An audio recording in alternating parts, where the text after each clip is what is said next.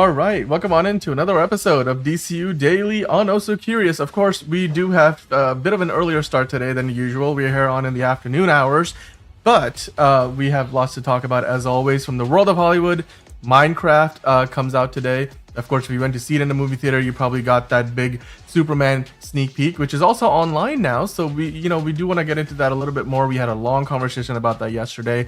You've got more of your comments about that we're going to dive into with the Q&A session. And on the Marvel side, there's a lot more news coming out around Avengers Doomsday. Actors talking about whether they'll be a part of the movie or not. And then also Vincent D'Onofrio talking about Wilson Fisk and will he ever be in a MCU film, or is he just relegated to the TV shows? We have to talk about that as well. And then there's some more news coming out of CinemaCon, Superman related, as well as other deals with AMC, Dolby theaters. We have to get into all of that as well. The love of movies, that's what we're here to talk about each and every day. So we're going to wrap up what has already been a fantastic week of the news with another wonderful show. So let's get this show on the road, shall we? It doesn't seem to matter what I do. I'm always number two. All right, Mr. I need to paint my abs on to get nominated. You don't see Robert Downey doing that. You're kidding. You're kidding. I can't open the envelope without the... Warner Brothers is heading back into the Matrix with a new movie in the works. Wonder what other surprises are in store. I want to be Bruce Wayne. I like that. You're gonna love me. There's the shot right there. That. Okay, we don't need to see right there. You look ridiculous. Well, not no more, he don't. What, dude? I can barely understand you. Your accent's insane. What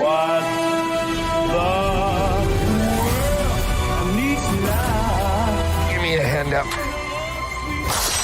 Nope, I'm actually okay. Thank you very much. Oh, wow! Wow!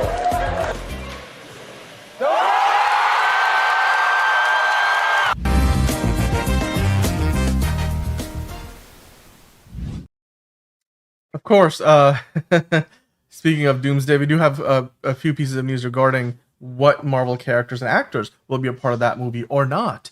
And then there's a little bit of news coming in from CinemaCon, some leftover news. CinemaCon's basically over at this point, but we still have some trickling pieces of information, deals that were made at the convention. Paramount had some advice for movie theaters, what to do and what not to do to provide a better experience for audiences. You'll get into that as always. In addition to it, of course, we have to talk about Marvel and DC as we do. There's a lot of Superman stuff coming up. So to do that and so much more with me, I've got, as always, John. How are you doing today?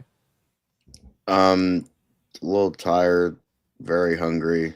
I forgot to get food before this, so yeah, I'm very hungry. Oh well, I'll live. It'll be fine. It's all good, man. You'll survive. I believe in you. I believe in you.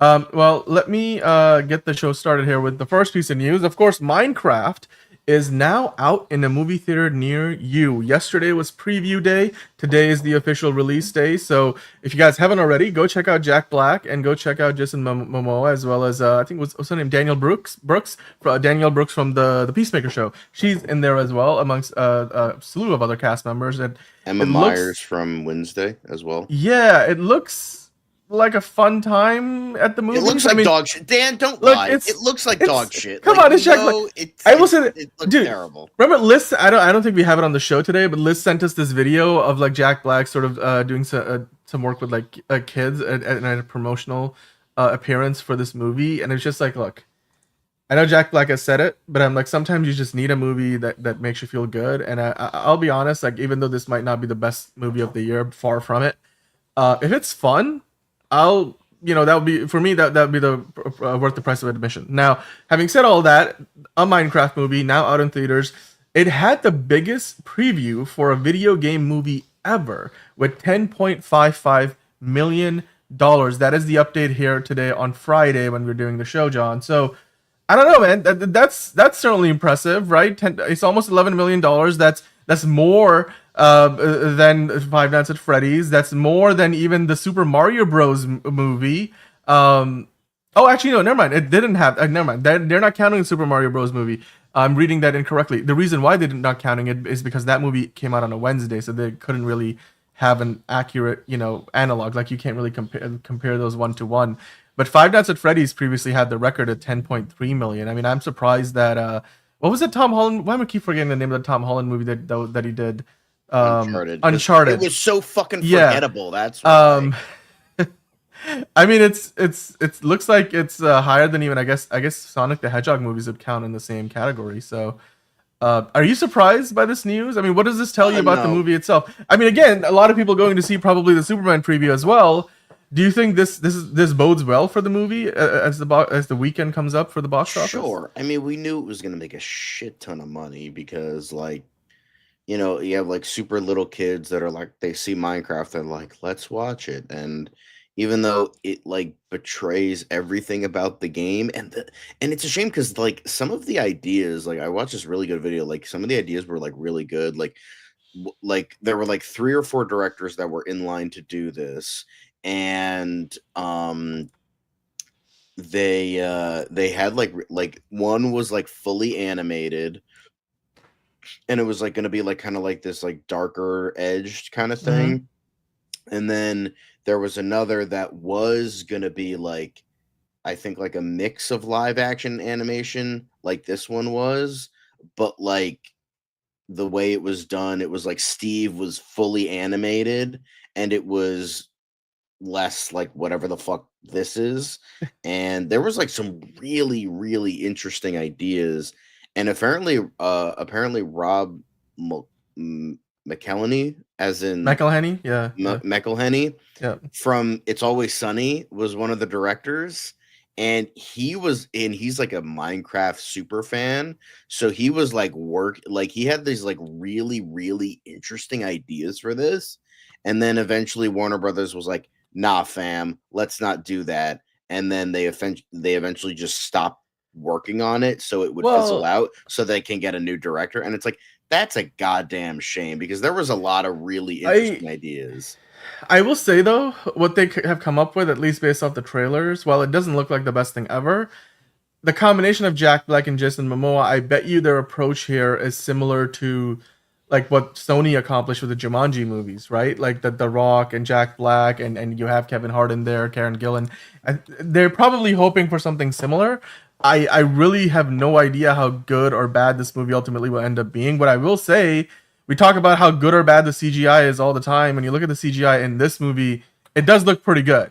Like all the shots that we have seen from the film, the CGI looks pretty fantastic. Now, again, it's one thing to look at it in photos. It's another for it to be in action. I mean, it looks believable enough. I'm like, it looks as photoreal as it needs to be and animated where it needs to be. So I for one, I think that this is fantastic news for Warner Brothers, right? Like we have talked about all week, because at CinemaCon, Warner Brothers had a huge presentation, as the other studios did too.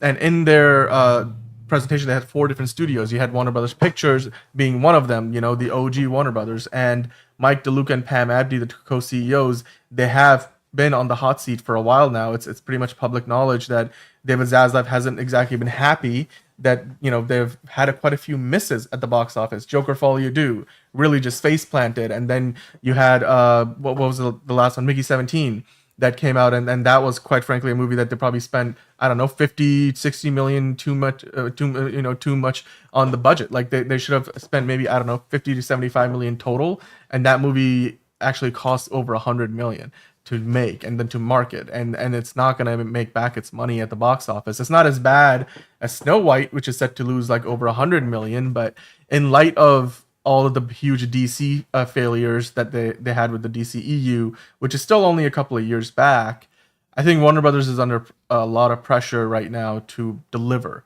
And I was telling you before we started the show that even if this movie isn't great, as long as it makes money and it's they don't give a fuck. Yeah, they don't give a fuck. If they bring in anywhere between 300 to 500 million on this, especially let's say around the $400 million mark, that's a success. Because like that, at that point, this movie is profitable, and that's hopefully going to give them enough juice to say, hey, we're going to make a second one, and it could be a franchise. Let's hope. So, and again, I'm talking from a business perspective, right? Again, I'm like, as a fan, you could be like, I hate this movie. I don't want this to perpetuate any further. But I mean, well, you said one of your friends went to see the movie. What was the line? that's in this film? No, he didn't go see it. He just sent me like somebody else filming it. Okay, yeah. Where he was like, where it was there was literally a line in this movie, and apparently just some geeky guy saw it, so he can maybe confirm this. But literally in the movies, like Jack Black says, he's like, "We're not just gonna craft, so let's Minecraft," and it's like, bruh. Are you fucking kidding me right now? That is pretty... Or like something along those lines. Yeah. It's like, we're not just gonna craft, we're gonna Minecraft. And I'm like, oh god, why? That sounds like something that's gonna end up in the news intro. He said, yes, he did say that. Oh god, even the kids cringed. I will say though, yes, it does look like Jason Momoa came up straight out of Barbie Land for this movie. Like that whole jacket, the hair, dude. Right dude said that. He's like, why does Jason Momoa look like he came from Barbie Land? Barbie Land. And he's like essentially playing like Peter Dinklage's character from Pixels, where he's like this has-been video game guy and who's like stuck on his past. And I love how like, although it is ironic how Peter Dinklage in that movie was supposed to be like Billy Mitchell, and that was before the cheating thing came along, and in Pixels, he cheated. So Pixels predicted Billy Mitchell being a cheating piece of shit. So like, way to go, guys. But anyway. Well, hey, it's off to a great start. Minecraft, making almost $11 million just in previews alone. We'll see how well things go today and the rest of the weekend. We'll review it next week. Liz will be back on the show. She's gonna be going to. Will be going to see it. And I don't know, John, if you will end up going out to see it. I might. No. I might try to watch it, but especially because I just Summer or Freaky Tales instead, or both. That's fine, but like I for one just want to see the Superman preview on the biggest screen possible. So maybe even that is reason enough for me to go see it. So guys, obviously. Just some geeky I already saw it, so let us know in the comments down below what you thought about Minecraft if you have already seen it. We'll check it out and review it. The audience for this movie is children, but like that doesn't give them an excuse to not try and give them dog water fucking movies. Like, by the way, hello to Figure Drawing and Elite Easy in the chat. How are you guys doing today? Yes, I know Billy just won against Carl Jobst. How like the definite. Like, oh God, that's just so fucking stupid. Like, well, all I'll say, John, regarding Minecraft. By the way, guys, hit the like button if you're here. We really appreciate that. But what I will say about Minecraft is Warner Brothers needs a hit. It doesn't matter if it's a terrible movie, objectively speaking. They need one of these movies to make money, and I hope Minecraft makes all the money because the company's future depends on it, and DC Studios exists in the same lot. So for the sake of DC, even if it's not quite directly connected, I mean, you got Lobo in this movie. So yeah, Jason Momoa's star power can also use a bit of help with this. Speaking of star power, John, Vimeo wants to use the star power of all the creators, such as you and I and anybody else out there who have their own digital brand. They want to let every creator launch their own Netflix, essentially. So Vimeo is launching something called Vimeo Streaming. It's a product that lets creators spool up their own subscription service and apps, which sounds quite frankly amazing, because I know like when you're trying to do something like that, there's a lot of infrastructure, there's a lot of back-end stuff. Obviously, there's a lot of branding that needs to happen to put something like that together, where you're able to launch an app that has like your own streaming content, and then have the ability for people to be able to download it and then watch it, and the scheduling and everything. As somebody who's actually been on the back end of helping a startup launch something like this before, and knowing like what goes into it from the technical side of things, as well as from the editorial perspective and marketing standpoint, I think Vimeo streaming might actually be something revolutionary almost, because we have already seen some of the biggest creators out there. They have their own stuff, like Corridor Digital, I think, has their own streaming service, which is literally, I think, corridordigital.com. You can also watch their stuff on YouTube, and then they have extended versions of a lot of their stuff, some originals on there. There's a bunch of other creators out there. Nebula is like a streaming service where a bunch of creators have come together to do things. Curiosity Stream is a big one for like documentary stuff. So it's already something that exists, but it's not something that exists in a way that it's available to anybody out there who wants to give it a shot to try and make it work, right? It's something where you have to kind of partner up with other companies that do this, and then build out everything that you need on the back end before you can offer anything to the public. This becomes something that you can probably, if you're a creator, and I guess maybe the barrier here is the cost of entry. But if you have the money to spend and you feel like there's an audience for you to make it all happen, then they're gonna give you all the tools. I mean, what are your thoughts on this, John? To me, this sounds pretty interesting, like something that I wouldn't mind taking advantage of if we got to a point where we were like, yeah, let's do it. We want to have a 24/7 thing where people can check out DCU Daily, Also Curious, MCU Weekly all the time. Yeah, it could be an interesting thing. I don't know how good it will be, but I do hope that like maybe this is a good step forward in regards to content creation. Because I know someone I knew had pretty much made his own like kind of not a streaming service, but like he had like a whole like huge like tower of like content, and he like and he like programmed it and structured it to make it like kind of look like a streaming service of everything he owned. So that was really cool. So that was like only done with like, if you're like really good at like the programming side, but this like seems like it'll be a little bit easier, even though you do have to partner up with people, but still an interesting idea. And maybe it can, get Vimeo to get a little bit higher in regards to where they should be, rather than just the pretentious YouTube. So I think they have a very comprehensive set of business offerings. So they do work in more of a direct to business vertical, if you want to call it that, business vertical. I think this gives them a product they can bring out to like the creator market, which is a bigger market than even just the business market for them. Ghostface in the chat, by the way, saying so from something I've seen, Doom's team will consist of himself, Doctor Strange, Clea, Namor, and Peter. Well, Ghostface, that's an interesting theory. We'll get into that a little bit later. I have a feeling that's probably not the case. Most of those people are not even in the cast right now. So, but that's an interesting theory, Ghostface. Thank you for stopping by. Elite EZ had a question. Hey, Elite. Actually, I think he's just saying hello in the chat. Anyway.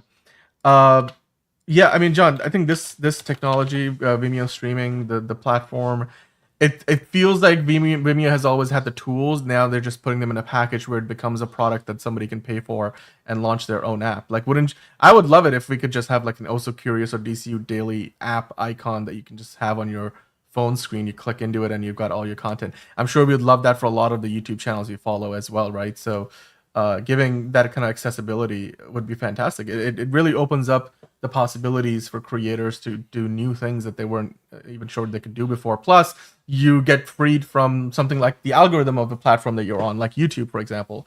Here, it's your content. People are coming to you, and then they're picking from all of your stuff rather than having you just be one of, I don't know, millions of other options they can pick from. So there's a lot of value in this. I look forward to seeing the results that come out of this. Now, John, speaking of CinemaCon this week, they didn't quite bring this movie to CinemaCon because it's not a theatrical release. But Jesse Armstrong, the creator of Succession, is making his feature directorial debut with a TV movie on HBO. And it may look to crash the Emmy race. I mean, we heard about this a while ago. I think we talked about it. The cast is pretty stacked. Steve Carell, Jason Schwartzman, Corey Michael Smith, and Rami Youssef are all in this billionaire drama, as they call it. What are your thoughts now that we're getting closer and closer? The film is titled Mountainhead, and we now have a premiere date. May 31st is going to be a Saturday at 8 p.m. on HBO and Max. And this announcement comes today from HBO itself. They also unveiled some first look photos at the show. There's a snowy mountain home in there, as you can see in the photo there. And that's where the film mostly takes place. You've got the photo of a lot of the cast members there. I mean, what are your thoughts on this movie as a whole, from what you know? And I don't know, are you looking forward to it? Is this something that you're going to check out when it does release on HBO? Maybe. I mean, Succession was like, I saw like a little bit of the first episode, and it just did not interest me in the slightest. Hopefully this could be different and more interesting. But maybe not. I don't know. I have a ton of movies to watch this year, and I don't think this will be one of them.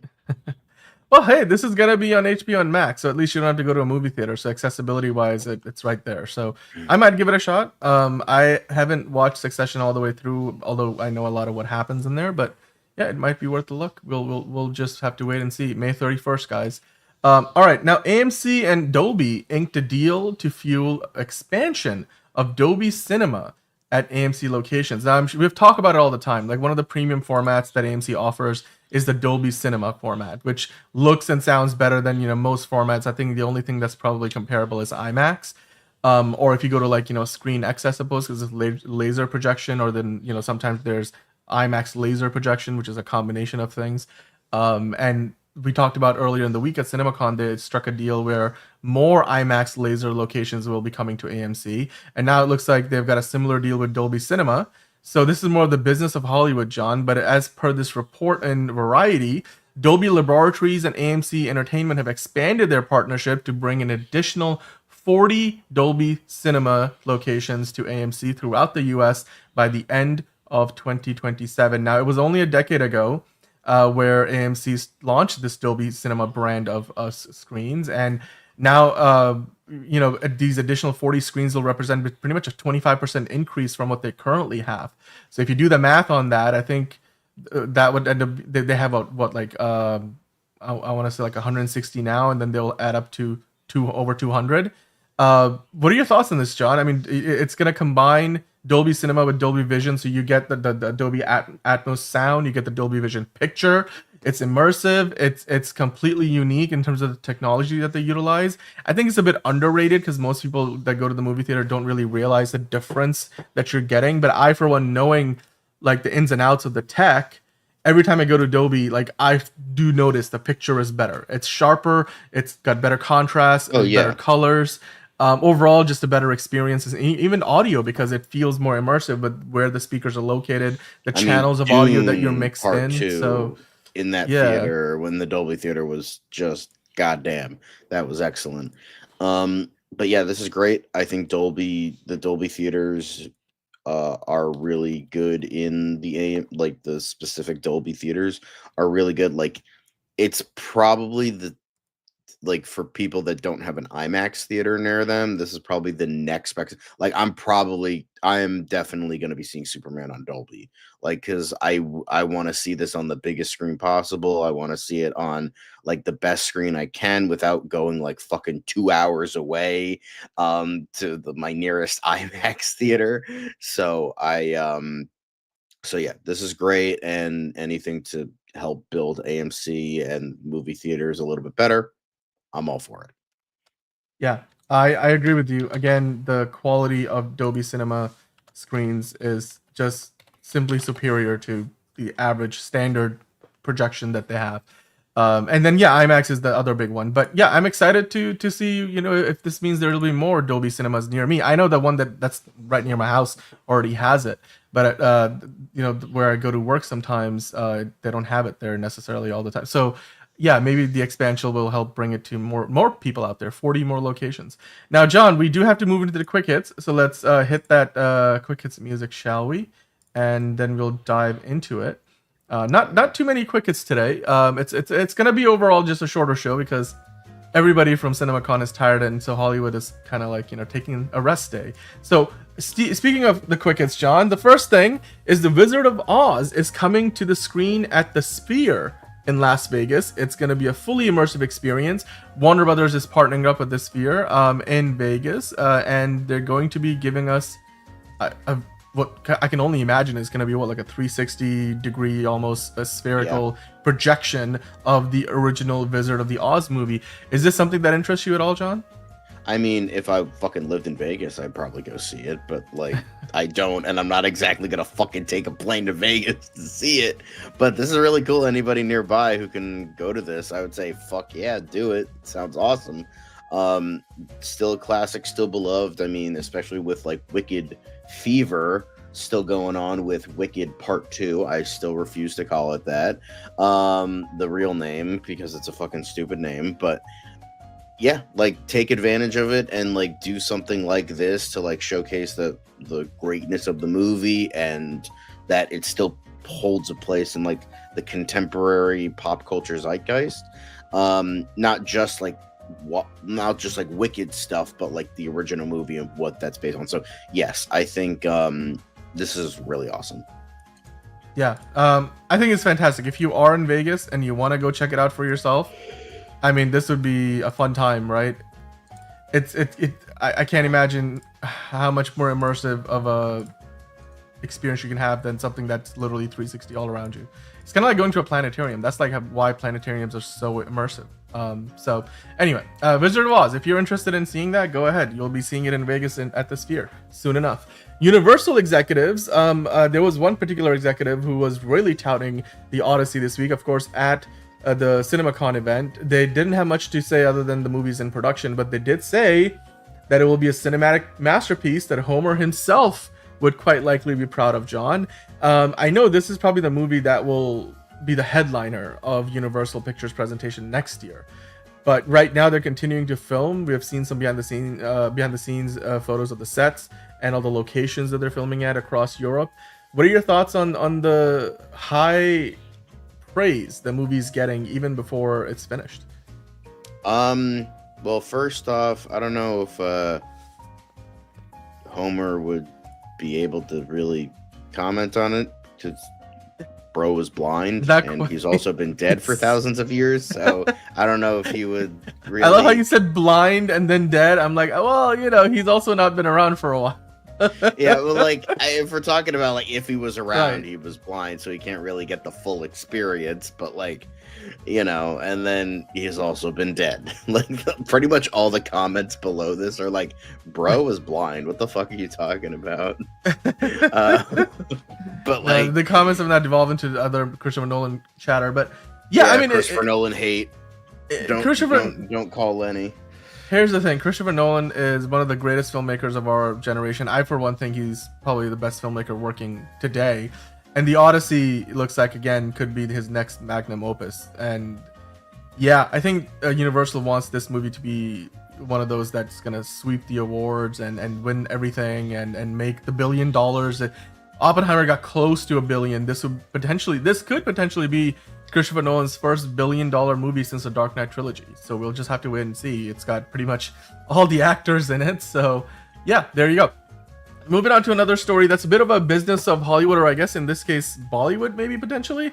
How Indian streaming platform Jio Hotstar raised to 100 million subscribers and what is next for them. The CEO of the company was recently saying, "You have gone to a place where no one has ever gone before." And to kind of give you guys a little bit of background, this is essentially a combined streaming service.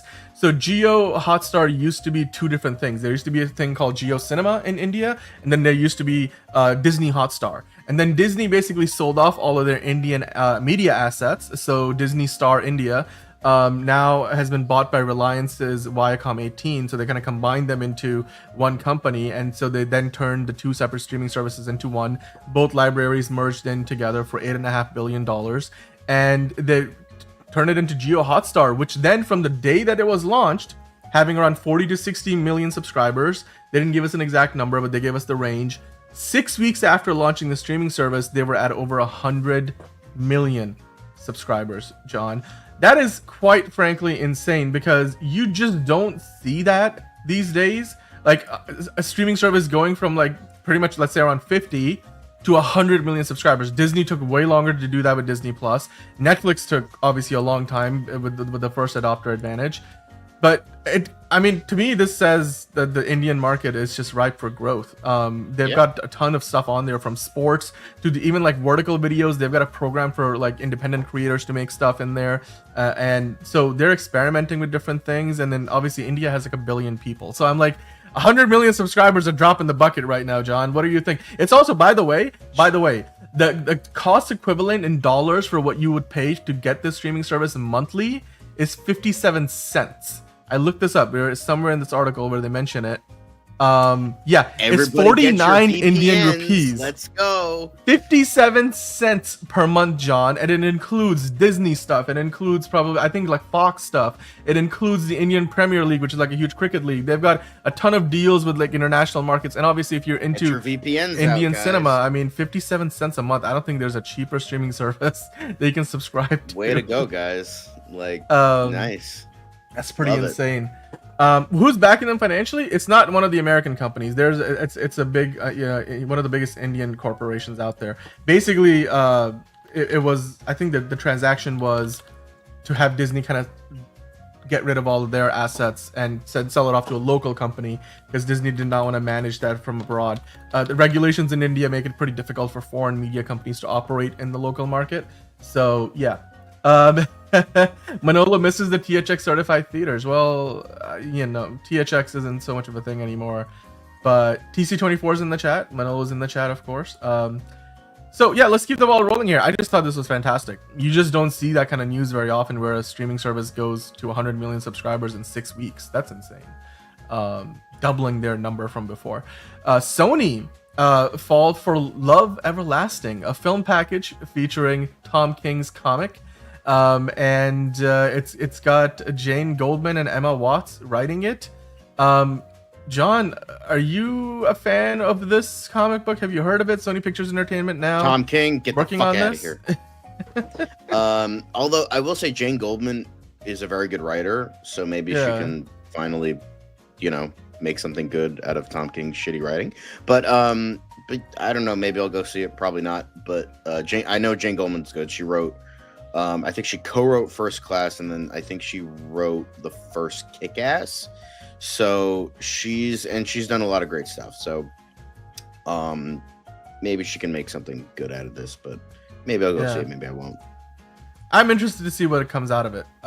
It looks pretty interesting. I read the concept. It looks pretty intriguing, let's say. But yeah, I mean, Tom King, he does a lot of different things, and this is only his latest project.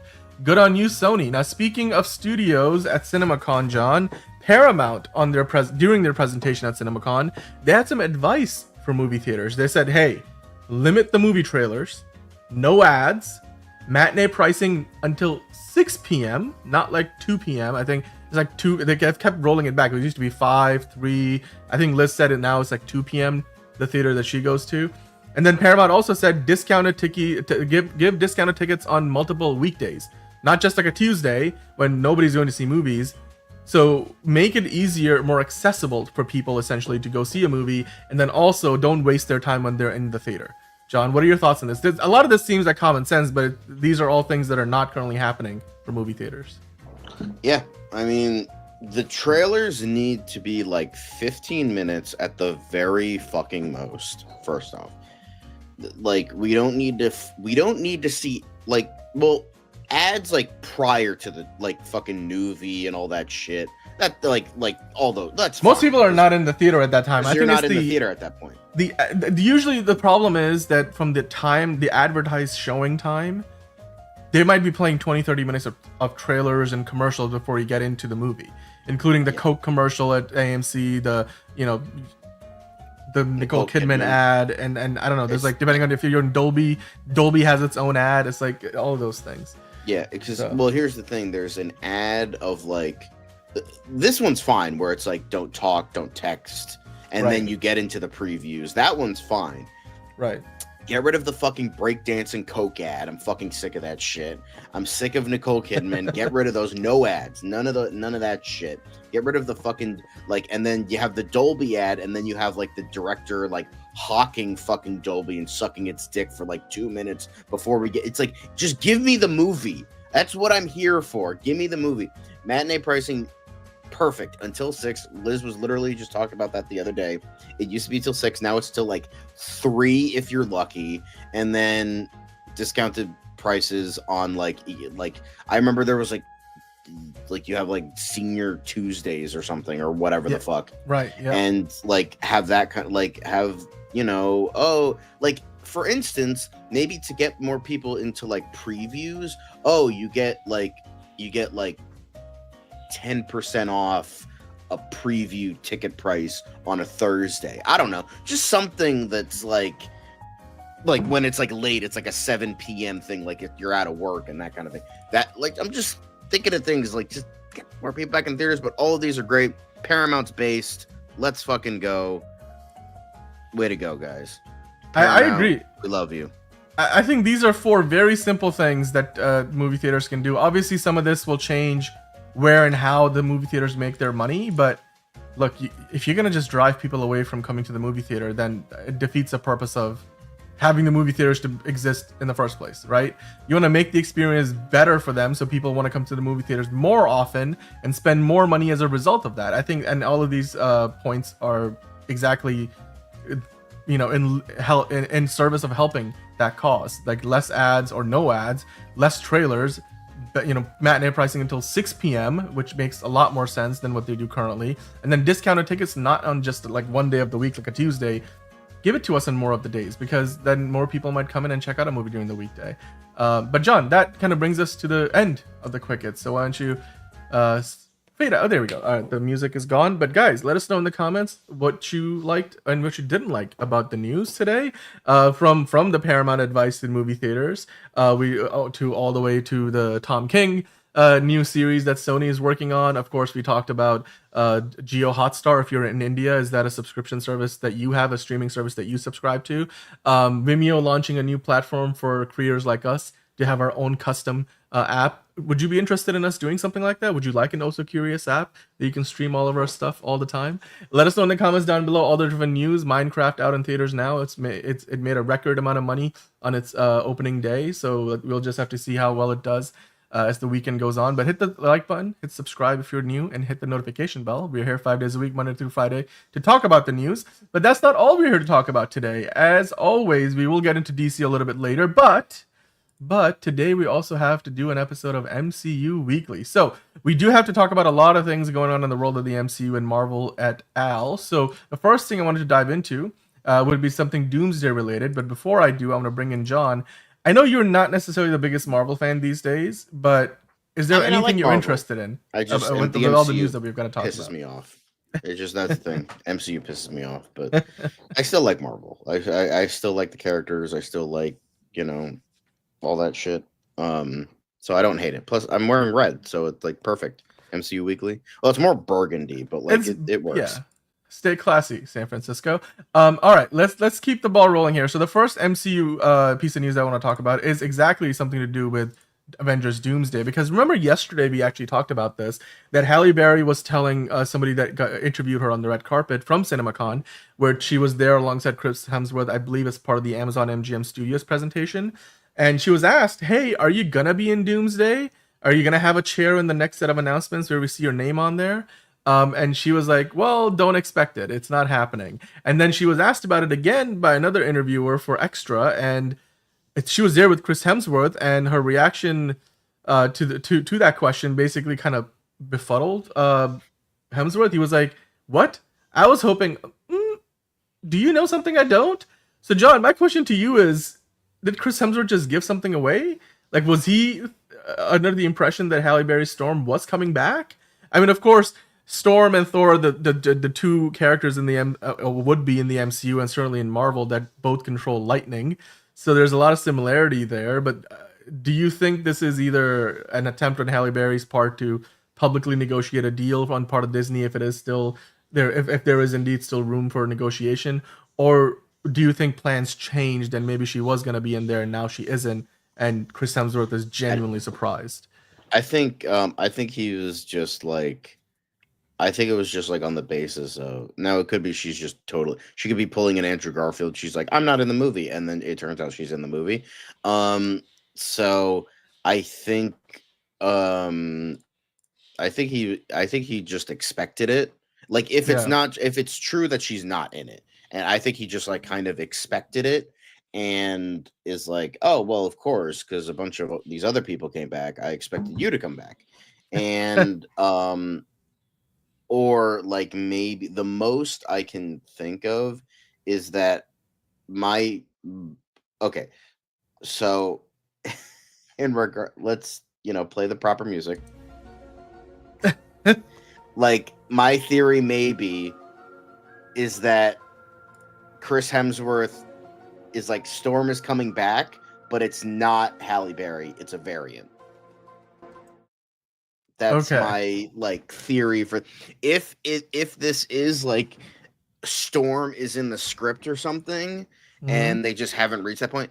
I'm gonna guess it's maybe a variant from another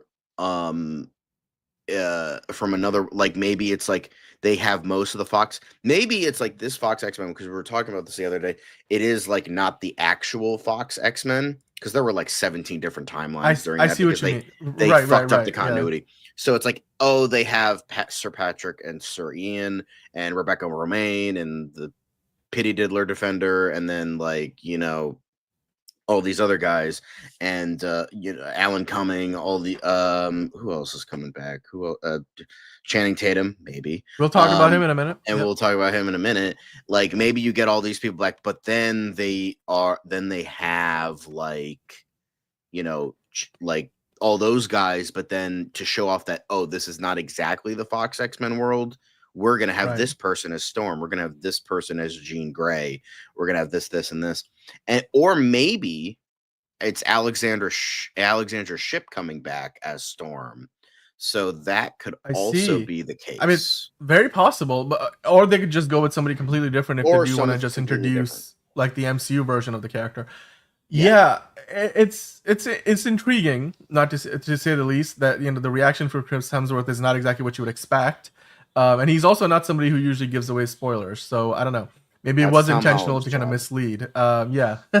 By the way, they were also asked about you know, their thoughts on the passing of Val Kilmer, and they did provide some grace, you know, words of grace and just condolences to the friends and family of Val Kilmer, whose, you know, legacy and memory will last forever in all of Hollywood. We have so many movies that he did over the years that we will continue to watch and enjoy for years to come.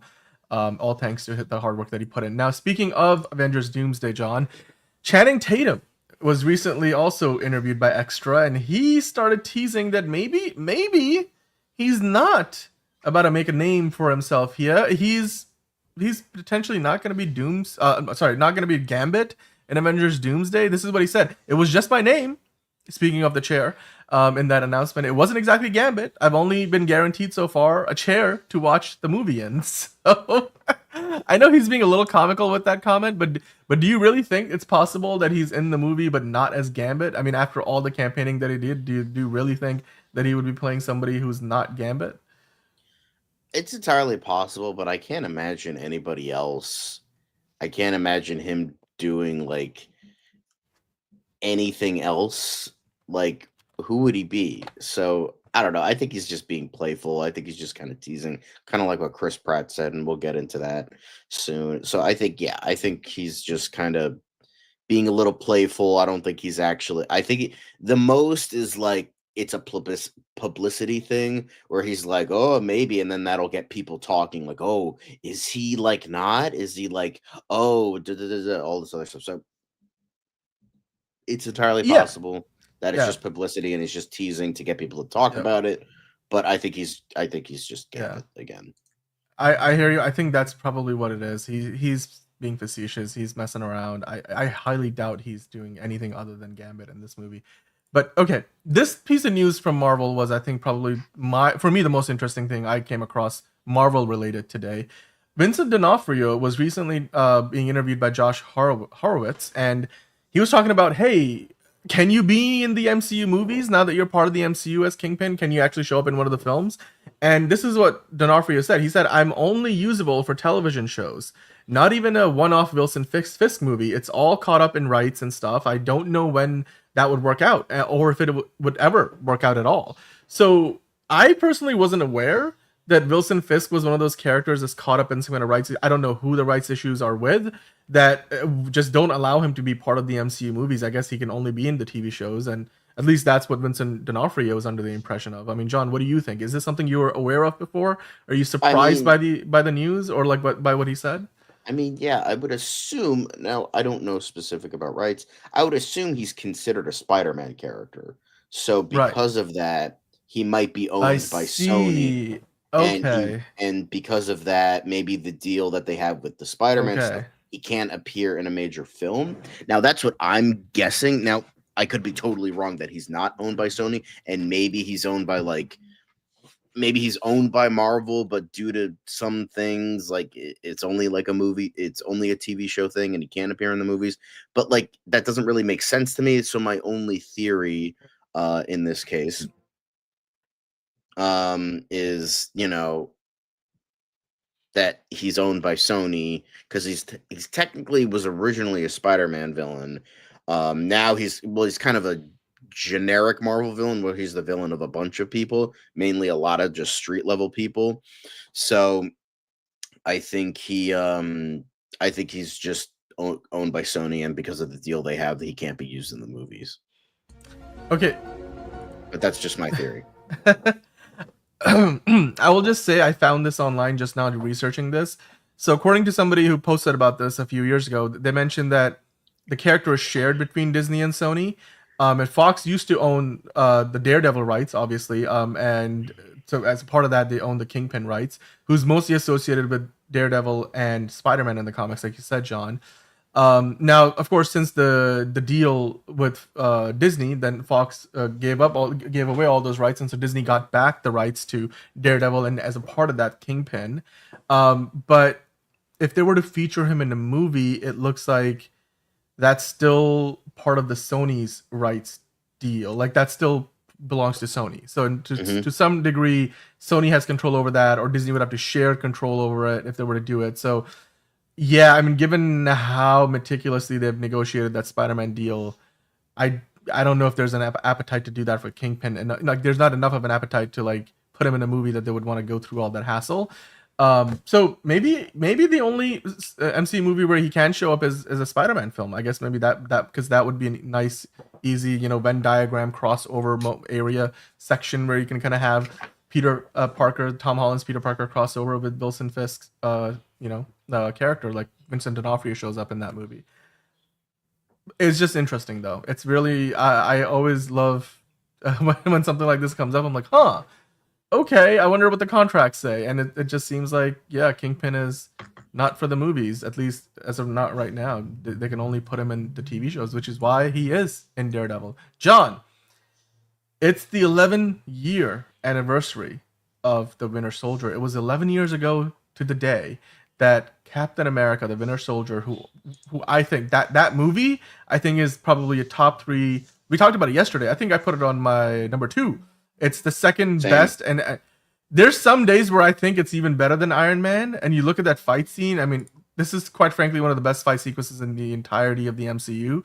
And this movie, I can't believe, came out 11 freaking years ago, man. But 2014 was an iconic year for the MCU between this movie, the first Guardians of the Galaxy. The MCU was, and I think wasn't Ant-Man also around the same time? It was like Marvel was firing on all cylinders. It was like phase 2 or 3. How do you remember this? And can you believe that it's been 11 years since The Winter Soldier came out? I can, because we're all old now. But I think, it's a great movie. I mean, I'm sure if I rewatch it, it probably ages terribly. But no, it doesn't. Dude, I watched it a short while ago. This thing is still just as good. That whole knife flip and they keep going. Like, come on.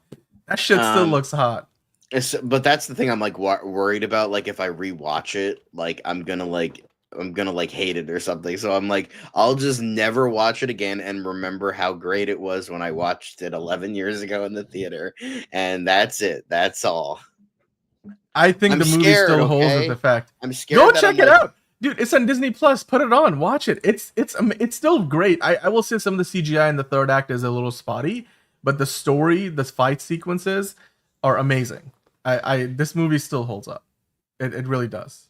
But yeah, I feel like I might want to go check it out now. maybe in 4 years they'll do like a special 15-year anniversary, bring it back to the movie theaters, kind of a thing. I can't wait for that if it does happen. But until then, I mean, easily the best Captain America movie, right? Maybe Civil War is a close second, but. Oh, God, that whole trilogy of Captain America movies was pretty damn good, though. All right, John, moving on to the next Marvel thing. Chris Pratt did jokingly address his absence from that Marvel announcement on that mega stream that they did. And we know that his name was not on one of the director's chairs. So when asked about it, Chris Pratt was like, "Hey, they must have just cut away from it."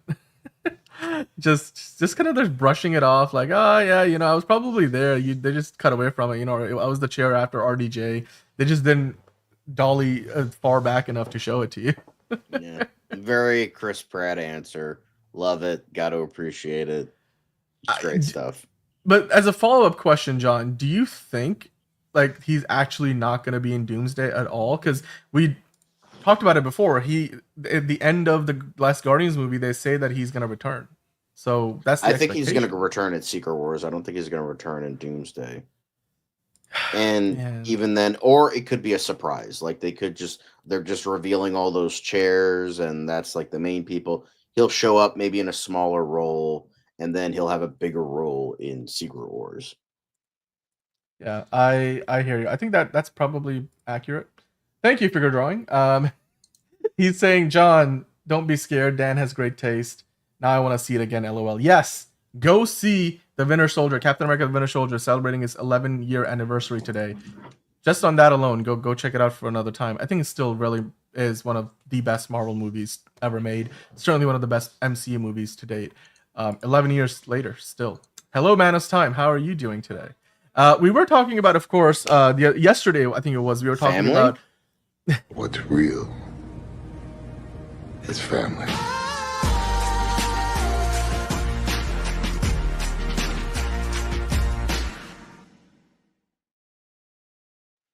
I ain't apologizing. Yeah. Well, I mean, it's okay. It's all good. As I was saying earlier, yesterday we talked about the Thunderbolts appearance at CinemaCon, and they came out in this like long red limousine that sort of looks similar to the one that they have in the movie. And now we know that the AMC popcorn bucket for Thunderbolts is not a bucket. It's not even the cereal box. It's a limousine. It's the limo. It's the limo that pretty much they rode in on CinemaCon ad, John.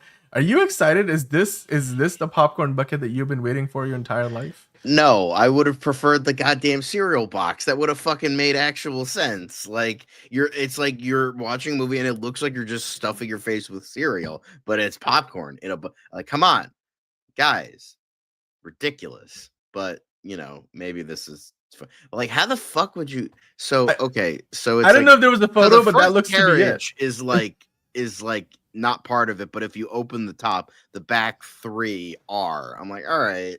Yeah. I don't know how much popcorn that honestly holds. I mean, is it too wide? Like, is it gonna take like 2 seats? I don't know how big of a thing that is. That's how much popcorn can you fit in that thing? Yeah, May 1st though, you can go get yours. I'm sure Liz will be lined up for this. I hope there's more. She's probably gonna be mad it's not the cereal box. But David Harbour had the cereal box in his hands at CinemaCon.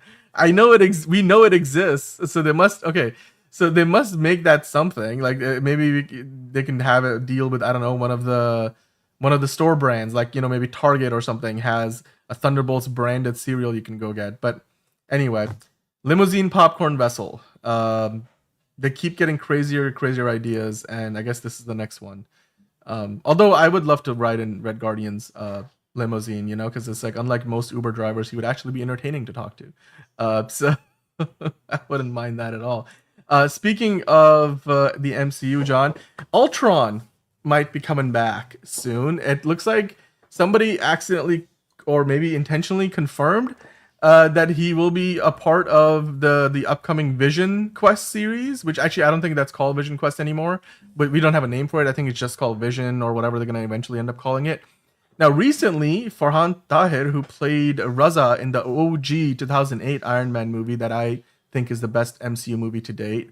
It was the first one, it still is the best one. It looks like is coming back in this new Vision show. And when he was talking to comicbookmovie.com about it, now him and James Spader worked on the Blacklist together. So he was saying it was sort of a reunion for us as the showrunner Terry Matalas of Star Trek fame, was someone I worked with on the series called 12 Monkeys, which also I love that show too, actually. It was on Sci-Fi. We had already worked together 9 years ago, and then he said there's another cast member that was on that show who is also in this one. James Spader and I did a couple of episodes of The Blacklist, so there was a nice reunion of people who had worked together before. It was nice to have the team back in a different way, setting reality. It was a lot of fun. And then he also went on to say that he's not done yet. He's got one more stunt to do, which will be in about a month, and that's going to be a lot of fun. I think there were some set photos out recently. We might try to bring that in next week when Liz is back on the show, John. But what are your thoughts in the comments here? It looks like he's confirming that James Spader, who voiced Ultron, is a part of this. Do you think James Spader is coming back as a different character, or are we right to assume that it's Ultron that's returning in Vision? I'm gonna say different character. I'm gonna say it's either gonna be a flashback with Ultron or a different character entirely. I don't think Ultron's gonna be coming back because it's just too little, too late. I know we said that about the leader, but when the leader came back and look how that fucking turned out. But in this case, I can't see them utilizing Ultron again the same way. So, you know. Here's what I'll say. I think given Vision's origins tie into Ultron pretty closely, maybe it's either some kind of flashback sequence of some sort, or it sort of ties in a different way where we don't really get the Ultron that we got in Avengers Age of Ultron, but we get a character or something like a digital presence that's voiced by James Spader. Maybe that's what it is. I wonder how Farhan Tahir ties into it, or if he's even playing the same character. It looks like he's doing stunts. I don't think his character died in the first Iron Man movie, but I don't remember the details of how that third act plays out anymore, other than the big fight sequence. So, yeah, hey, it looks like according to this man right here, probably the OG villain of the MCU, I guess, if you want to, well, alongside, of course, Jeff Bridges. Hey, you finally remembered his name.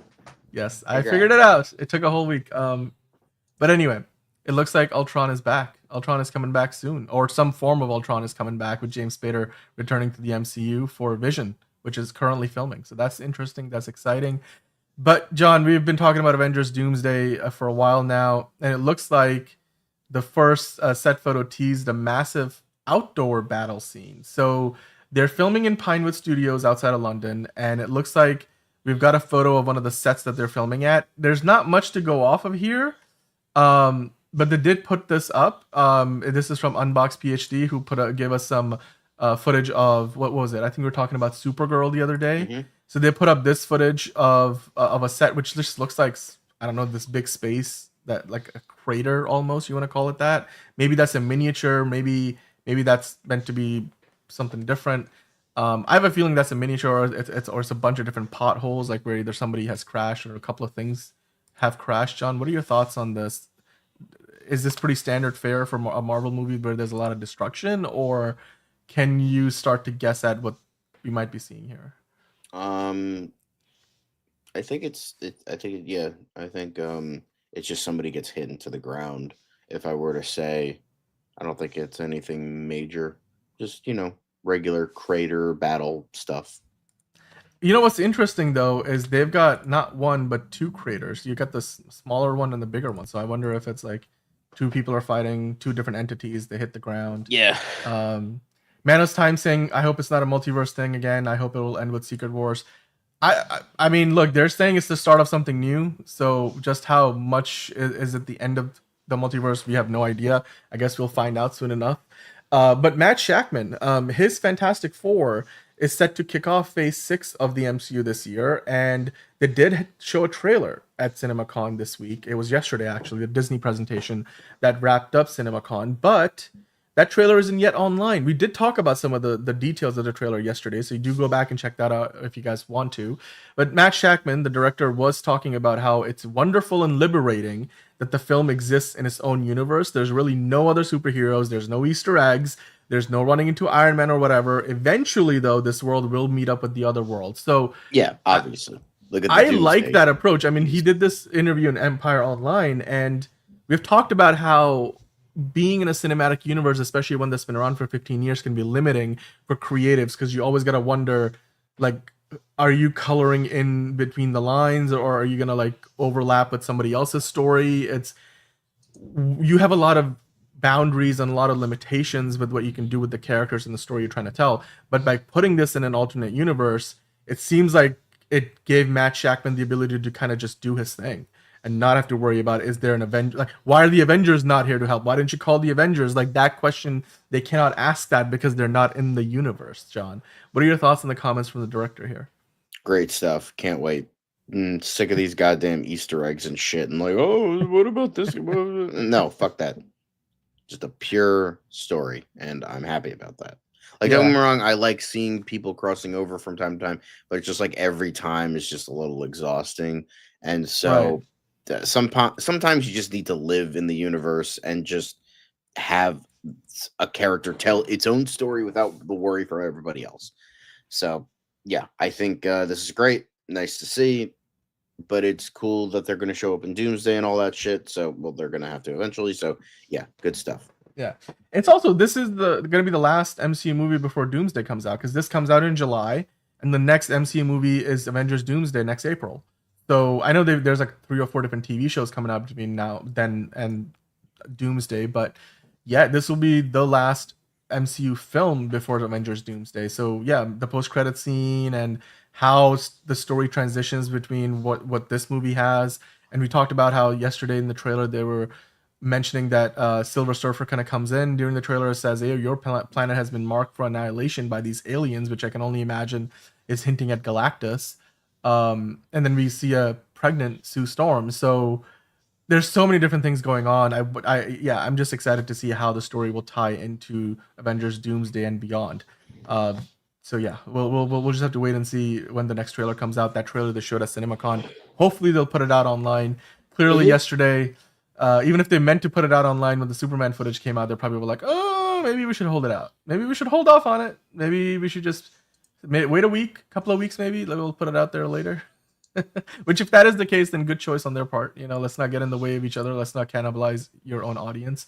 So with that in mind, John, that kind of brings us to the end of the MCU weekly portion of the show. Hit that like button if you guys haven't already. Thank you so much for stopping by as always. Hit subscribe and hit the notification bell, because as it says in the name, MCU Weekly, we are here once a week to review all the big stories from the MCU.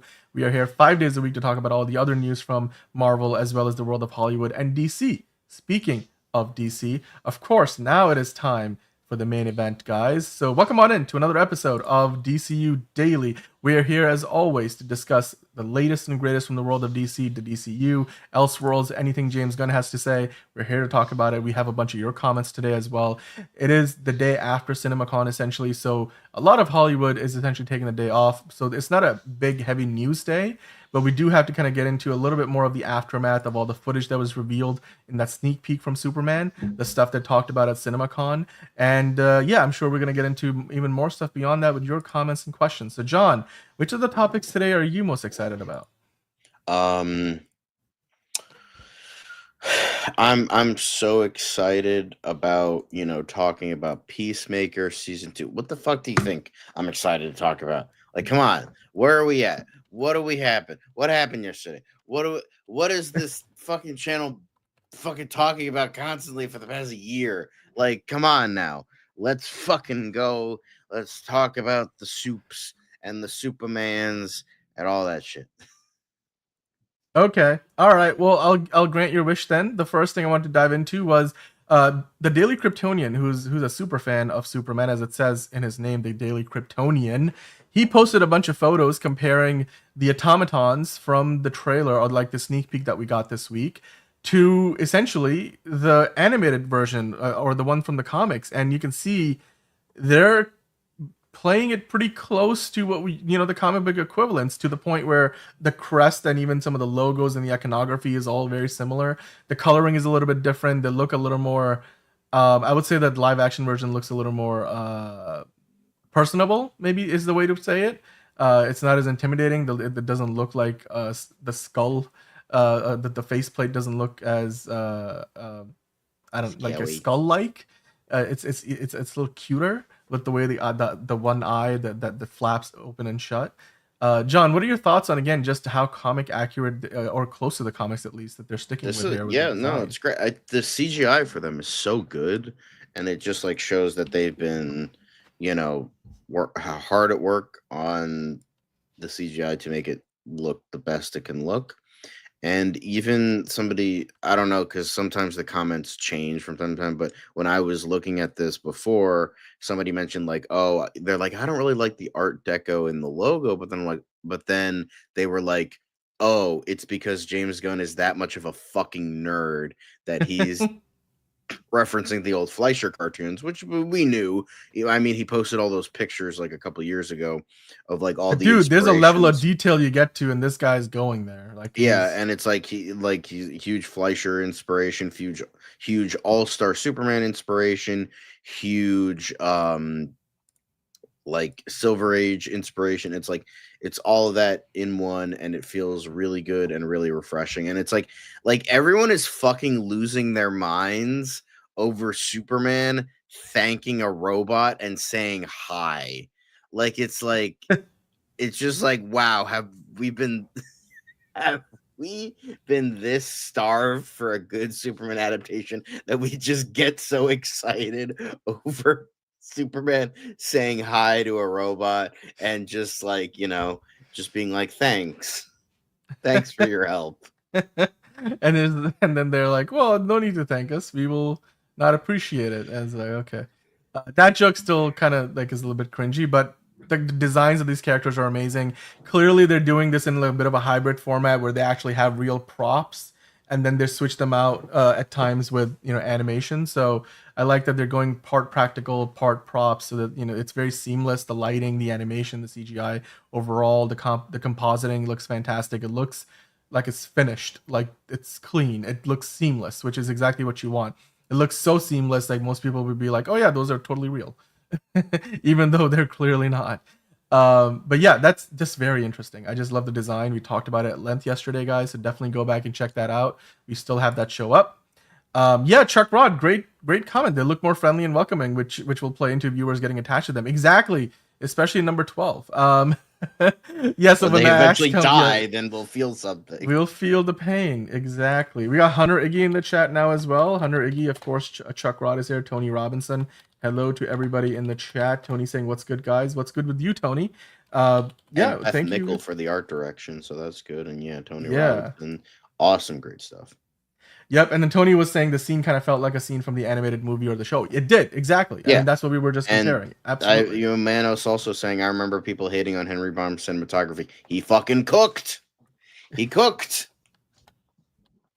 Yep, and then Figure Drawing was saying imposing robot butlers that act very sweet. Yeah, maybe one of them does go evil at some point. I don't know. That would be interesting. See how much damage they can cause. Elite Easy saying, I thought the scene with the robots was adorable. People are cynical as of right now, and I understand that. Yeah, duh. Yeah, it's understandable. I mean, people are cynical, but like, the more we get from the movie, the more people will believe. Speaking of which, Heroes Reforged on Threads posted about this. A bit of a thank you, saying Superman looks great. Leaning into the comic bookiness of it all was the right move, taking him back to his early years in comics and media, like the Fleischer serials, where he wasn't as powerful, allowing him to grow into one of the most powerful beings in the DC universe. Thank you, James Gunn. John, this is something that we discussed yesterday, but I just want to bring this back up with you again. The idea that Superman has to heal, and it's not just like in what they showed in Man of Steel, where it's a very seamless process. It's painful, and the way they show it, there's a bit of body horror. It looks like the guy is getting exercised in a horror movie. Me every time I see a fucking Snyder bot being a fucking prick, me inside. Shut the fuck up! Just the classic, even the marketing here feels very much like the Christopher Reeves movies in some degree, the way they're treating the logo. Yeah. Even though it's as different, I said, it looks insignia. very much like the poster for Star Trek: The Motion Picture. It does. The very first, yes, the first Star Trek movie. It looks very much like it, except like just the colors are a bit different. Yeah, but it reminds me of that, and it's very cool. Very cool. I mean, John, what do you have to say about, again, just the Fleischer inspiration, like from the automatons to also just the way you see Superman, the Fortress of Solitude? James Gunn is really, like, we see the logo, right? Like the logo that he has put out with the shirt, the ripping chest bursting Superman. It looks like the movie itself is gonna also have all the same themes. What are your thoughts? Great stuff. Great. I'm excited. I want more. Give me more. 2 weeks from now, we better fucking get that goddamn trailer out.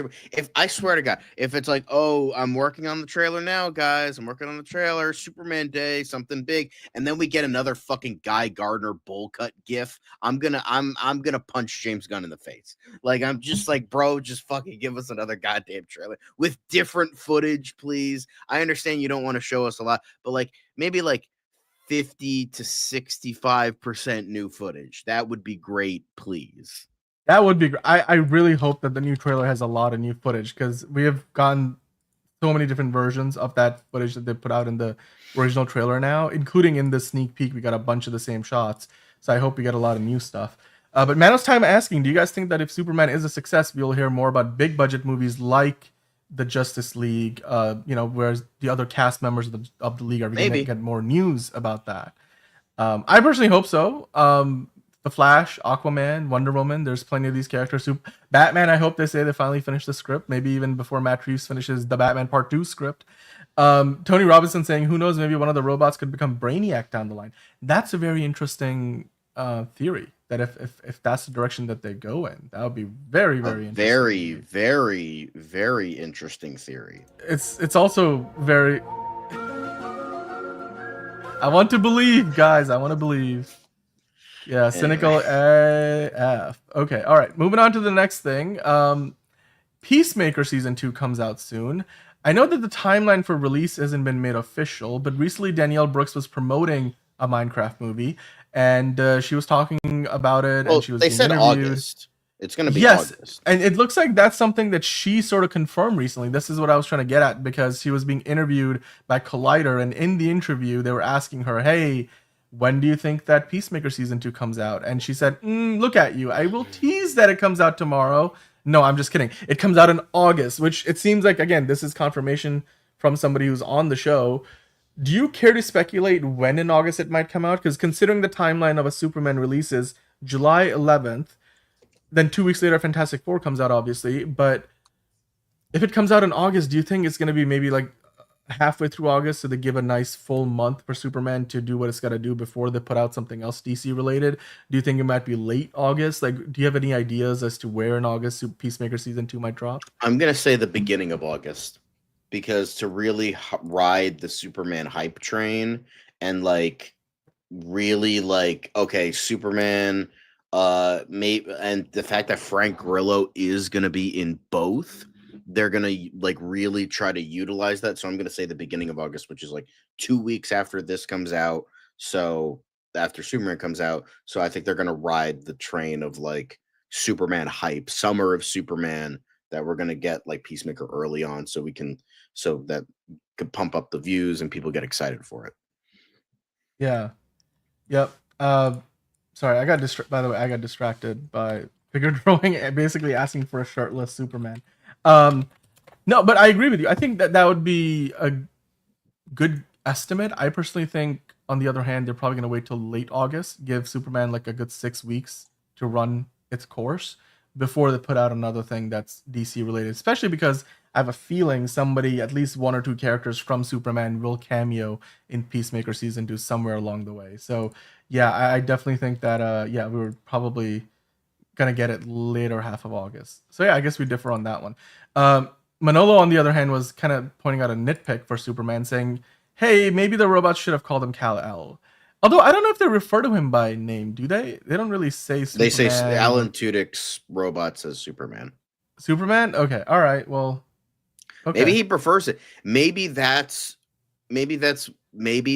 is what like kind of adds into like the plot of like him like being now more in touch with Kryptonian roots, of like he's more like human for most of the movie, but maybe he needs to like really go back and like be in touch with his Kryptonian roots, and maybe that's why maybe he's like kind of not hates that he's Kryptonian, just like he's like, I'm on Earth, I'm an Earth guy, I'm a human that just so happens to be like from another planet. Like he doesn't see himself as an alien, but maybe as time goes on, he's like, I have to like I'm both Clark Kent and Superman, not because I have to be, but because I choose to be.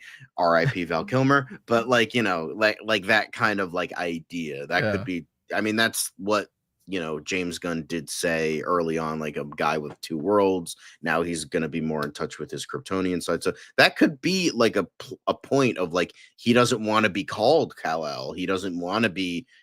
He's kind of struggling with that. That. It goes to show you where he's at right now in his personal journey. I think that's just a theory.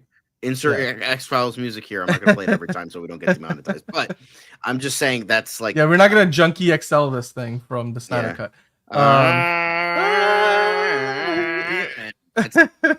Somehow it blends in my mind between the thing from Dune and the one from the Snyder Cut. Anyway. Yeah. Figure Drawing, though, was saying if I was Gunn, I would have made Superman's outfit super tattered, torn when he fell to the ground. It would have made the healing part more visceral. I mean, why did Cornsweat get in shape if he can't see it? Look, I think you'll see Cornsweat shirtless at some point in the movie. We're gonna see. It doesn't need to be. Yeah, it doesn't need to be Superman's tattered suit though necessarily, right? So yeah, I think I'm okay. There's the shot right there. Now I'll zoom into this. Okay, we don't. Well,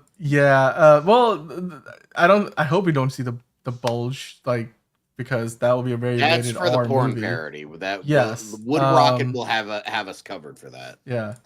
Now, speaking of Superman, of course, the character that always steals the day and just steals the spotlight away from even Superman is Krypto, who's based on James Gunn's own dog, Ozu. And you see a photo here, and you can see literally, other than, I guess, the color of the fur, it's pretty much the same doggy. Like, and they realized them about as accurately as you possibly can. You see Krypto in the movie.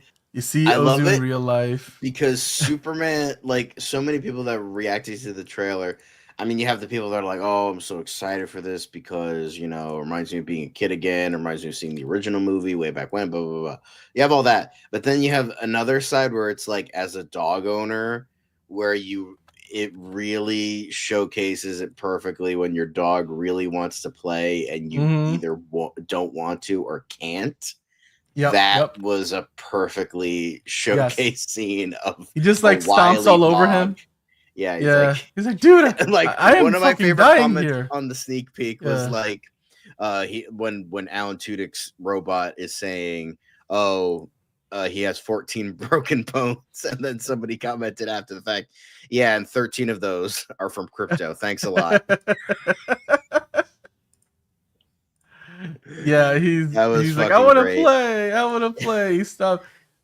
He's like, oh my god, I felt the pain.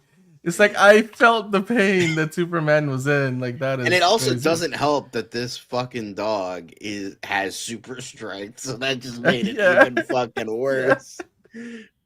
I love that. I know some people were mad, like, oh, they're not respecting Krypto by making him he's not like gonna be the tried and true example. He's gonna be more of like a wily, like wild dog where he's like not exactly a good boy. Like that's against Krypto.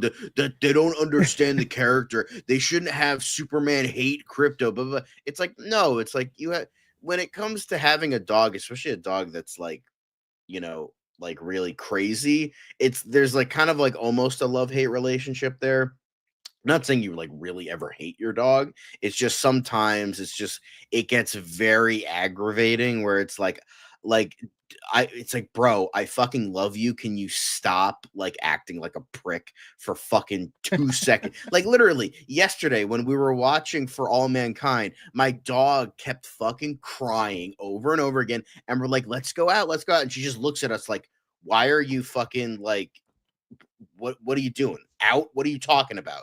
And it's just like that's like kind of the like vibe of like that. And as someone who has like, it's real. I love my dog, but she can be a fucking prick sometimes. I love her to death, but like he gets it. And I think this is like perfect for a dog owner of like, absolutely. He gets it. I mean, and we all get Krypto.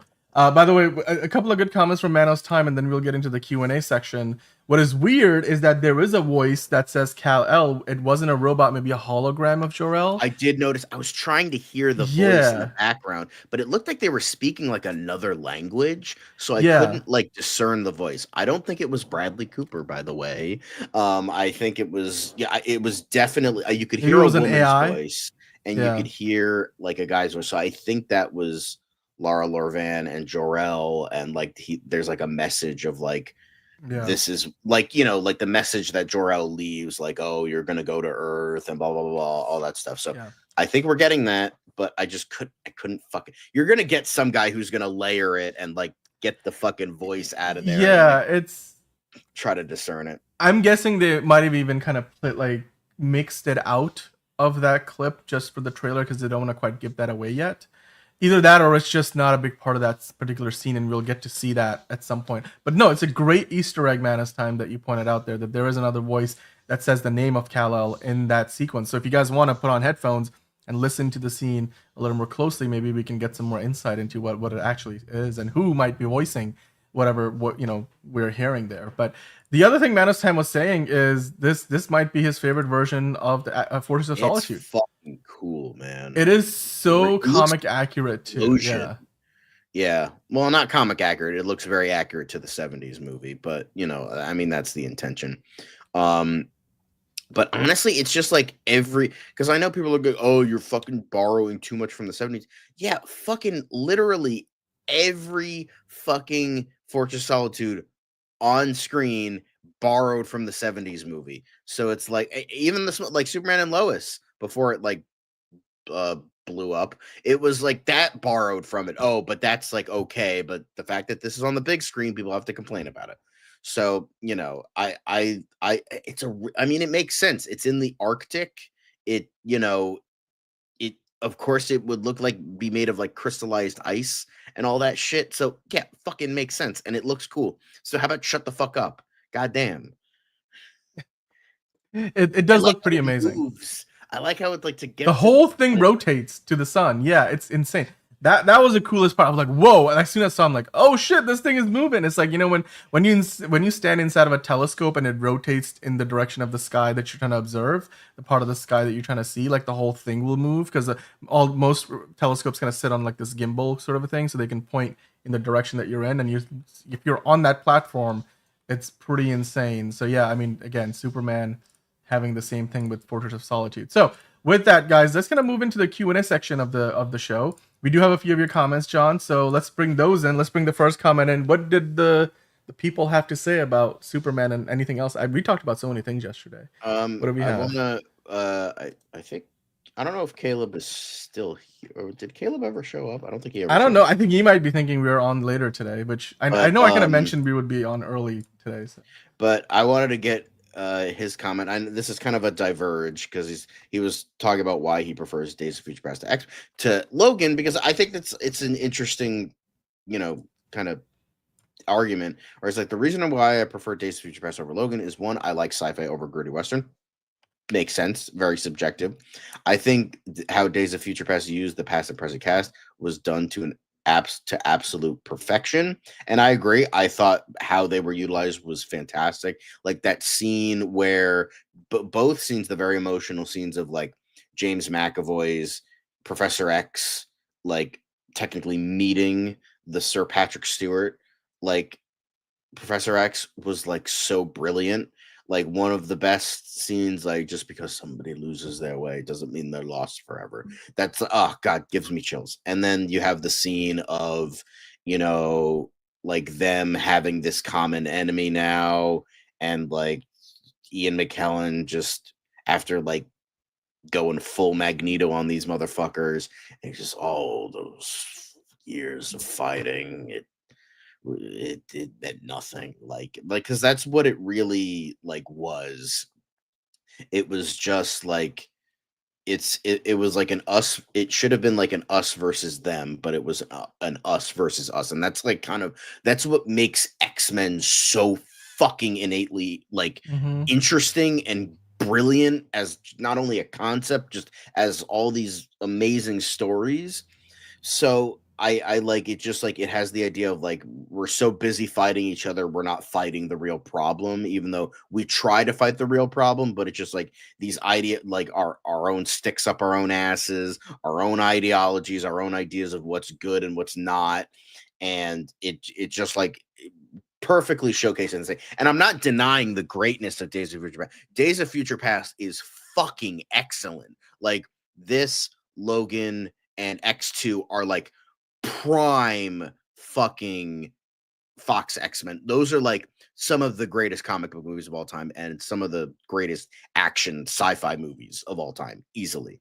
So I'm not saying it's not. I'm just saying like I think Logan's better, but like Days of Future, that's like saying like Godfather Part 2 is better than Godfather 1. It's like, okay, like two of the greatest fucking movies ever made. Like really? Are we getting into this now? So yeah, it just but the third thing you wanted to say was, honestly, I like Days ending more than Logan. Days felt hopeful and a fitting conclusion, while Logan just made me super sad. Again, Logan is great, but I prefer Days of Future Past. Well, I think I get what he's trying to say. The ending of Logan is hopeful, like of the future, like this next generation of like mutants, like being able to live free, and like not be hunted by this corporation. So like, but I get what he's saying. Like Days of Future Past promised like a really happy ending, but then Logan is like, nah, fam. But considering that the years don't match, like Logan takes place in like the mid to late 2020s, I think. Yet Yep. the ending of Days of Future Past is, 2023. So it's or was it 2033? No, Whatever I think it was. that Logan takes place in the 2030s. They did, when the movie came out, they firmly established that Logan takes place in a future that's a good maybe a decade beyond what we see in Days of Future Past. So it doesn't negate it doesn't negate Days of Future Past. It just is a bit further down the road. Like things somehow still went haywire after later on. So, but I mean, okay, so yeah. Logan takes place in 2029. So it's not the 2030s yet, but it is, it's not totally like the ending of Logan, the ending of Days of Future Past is 2023. This is 2029. It's 6 years.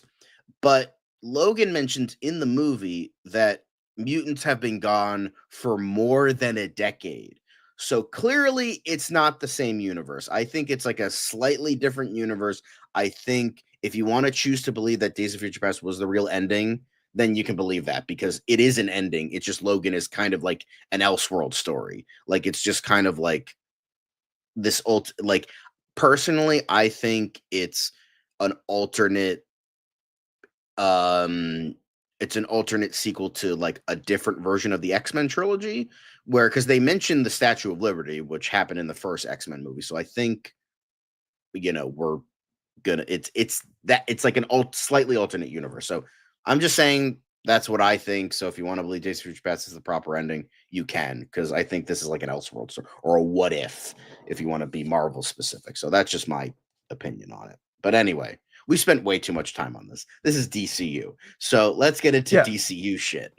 But Kyle Kaiswetter was defending us a little bit in regards to the Superman sneak peek, but they were like, 5-Ash farts from the front, go touch grass and apologize to your parents, bruh. Superman, let's fucking go.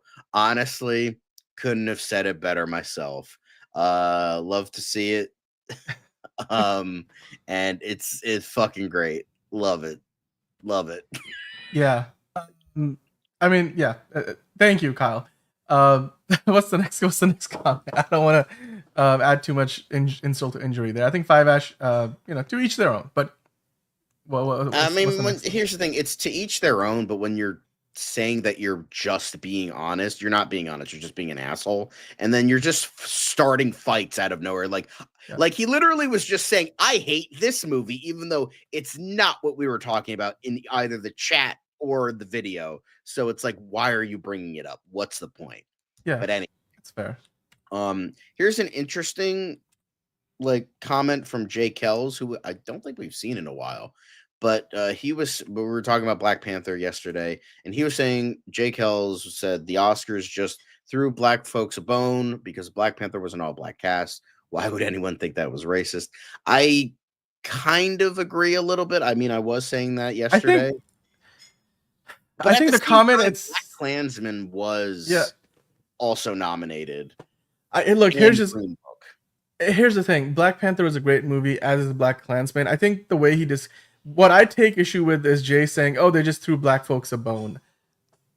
That's racist. Like, you can't, like, that terminology. I just think that was maybe it's just badly worded. I don't, regardless of what your sentiment was, it wasn't about just throwing black folks a bone. No, Black Panther was a great movie.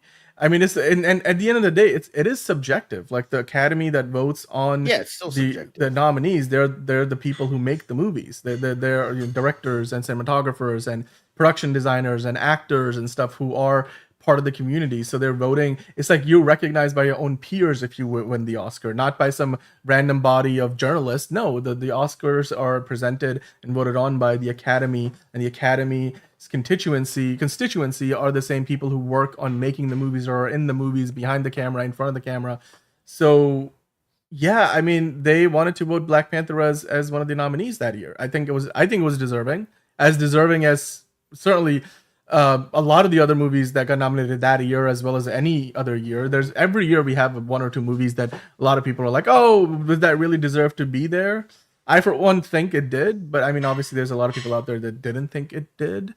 I'm okay with it, but again, like you said, John, Black Klansman also got nominated, so it's not like Black Panther is the only movie. Moonlight freaking won the Best Picture Oscar that year. I think it was a few years ago. So yeah, I mean, come on, like, that comment itself, I think Jay Kells kind of the wording, it could have been better.